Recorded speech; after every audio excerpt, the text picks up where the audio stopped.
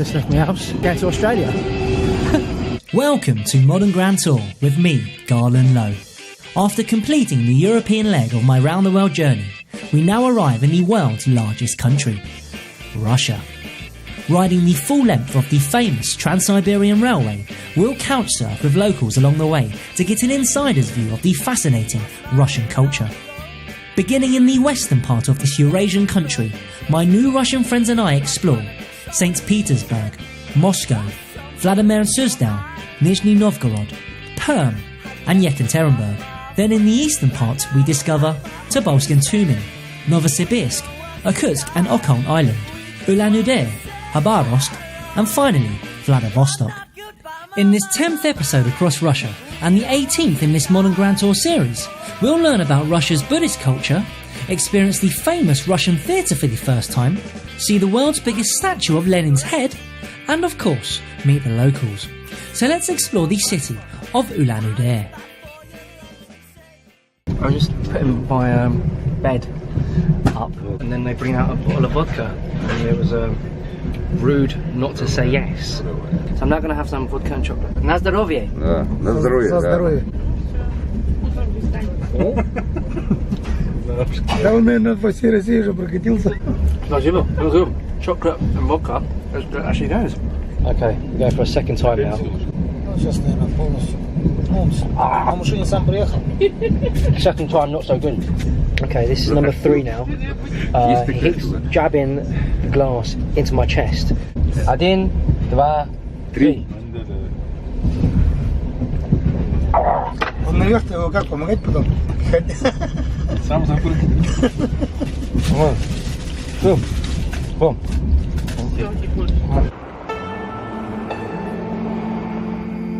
Ulan-Ude was first inhabited by the indigenous Buryats, descendants of the Mongols. But in 1666, Russian frontiersmen known as the Cossacks colonised the region, demanding tribute in the form of furs. In the 1700s, Russia and China established trade through Ulan-Ude as part of the Great Tea Road, where Russian fur was exchanged for Chinese tea. Then in the 1900s, Ulan-Ude dramatically changed from a Tsarist wooden outpost into a Soviet industrial city.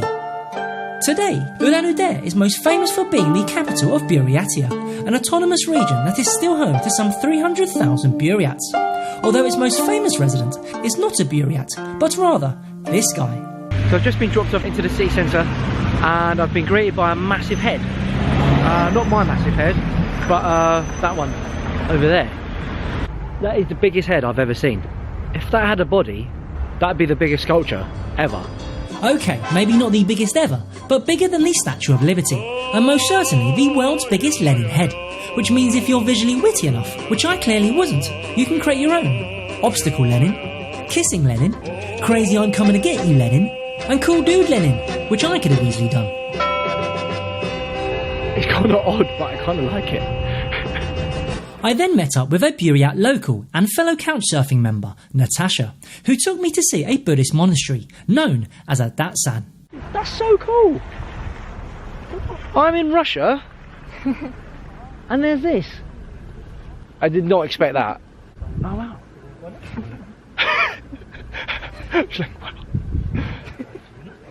Respecting the rules not to film inside, here's what we saw.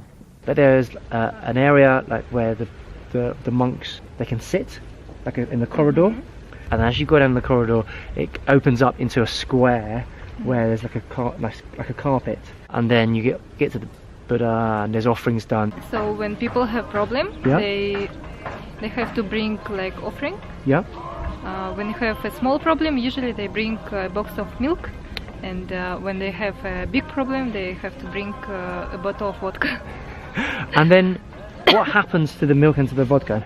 So you give it to the monk, and then he prays and does some rituals, and then the vodka becomes holy, and you have to take this vodka and go outside and splash. Like just so your problem is becoming disappear. And you splash all of the vodka or just some of the vodka? All of the vodka. All of the vodka. So there is no chance for the Buddhist monks to drink the vodka? No chance. Can you speak the Buryat language? A little bit. A little bit. Can your parents speak the Buryat language? My mother can, because Yeah. she was grown in a village, Yeah. but my father was grown in the city and he cannot speak. Was you born in Ulan-Ude city? I was born in Ulan-Ude city. Buryat language is almost dying, right. and now we have problem that we want to make this language come back, Right. like because we don't want to lose this culture. But most of people who raised in city, they cannot speak because they think that it's not necessary. Why I need Buryat language? I just need Russian, just another language is English, Chinese, something, Yeah. but not Buryat. Before I came to Russia, my idea of Russia was white Russia. Are you disappointed people in Europe don't know so much about About my About- public. about your culture? Would you like the rest of the world to know more that Russia is more than just Moscow, more than just St. Petersburg? There is an Asian part of Russia. When I travel, I always surprise people that I'm from Russia, and I think this is my mission to travel excellent. and to tell people. And what is their reaction when? People sometimes they don't believe that I'm from Russia. Then after ringing the bell, spinning some prayer wheels, and surrounding myself in prayer flags, I cashed in on my Karma Club card points and was rewarded with this. We've just come from walking through the kind of house of flags, and then suddenly this massive forest with mountains in the back. Your city is there, and then you go like 10-minute walk and you're here. For me, this is like a magical, beautiful place. For you, this is normal. It's like every day is like, beautiful. Do you think this is beautiful? I think this is Okay.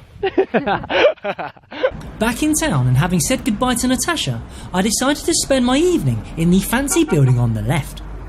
Almost everywhere I've gone in Russia, the theatre has been a prominent place in the city centre. And more so than drama or opera, there's another performing art for which Russia is most renowned. So I thought I'd give that a go and experience my first ever ballet. Now I'm trying to look my best. I don't know what I've got hat here.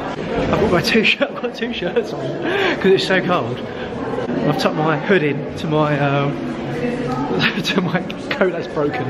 This is basically as smart as I can get.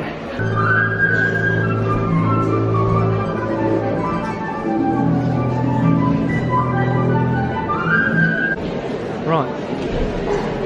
How do I look?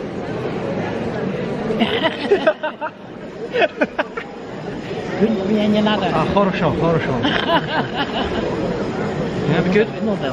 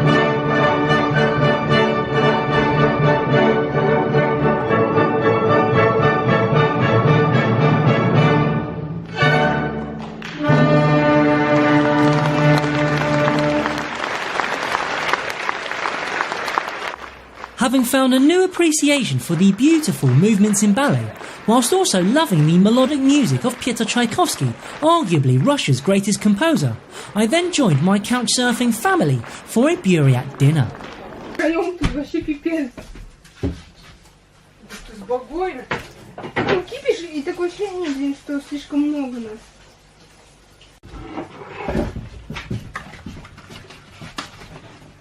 My family. Your family. My family. Say hello. My children. And your children. Okay. Yeah. Eating food with this lovely Russian family here in Ulan Ude, having a very good time. Oh, I think I'm very good. Here very good. Okay? Very good hair. Very good. Ah, Hair very good. Food, I'm going to eat the food. Yum, yum, yum, yum, yum. Horse. Horse is very good. We're just talking about the food, and I asked, is this Buryat food? And Irina said the horse meat is, but the potatoes not so. And the reason being, Buryat people historically were nomads, and therefore the horses could travel with the people, and you could eat the meat. But the potatoes, obviously, you had to grow them in one place. Thank you, Irina, for spasiba, Irina, for informing me. I feel very privileged to be eating with you and your lovely family as well. Spasiba, spasiba. Thank you. Let's go. Okay, What's your name? let's go. Давай. Оба. Ух ты. So I got a second one of those. I thought it was food to not have. Yeah. Oh. Number 3.